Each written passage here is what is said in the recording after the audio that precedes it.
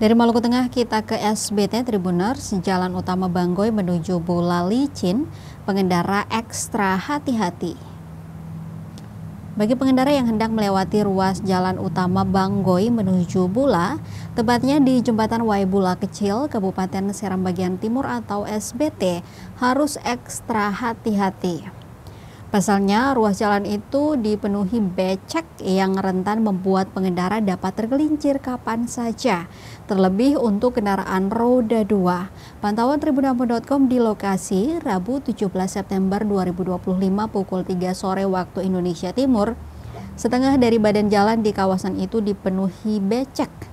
Dengan panjang lebih dari puluhan meter, kondisi jalan tampak licin sehingga diperlukan kehati-hatian ekstra saat melewatinya.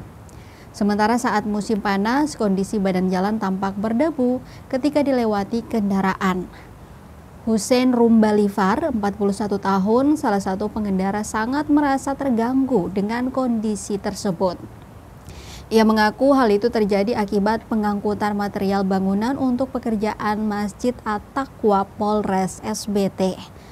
Meski begitu, dirinya berharap agar kondisi jalan dapat dibersihkan dari sisa-sisa lumpur akibat dilalui kendaraan besar. Hal itu dinilai penting agar tidak merugikan warga sekitar dan tidak mengancam keselamatan bagi para pengendara.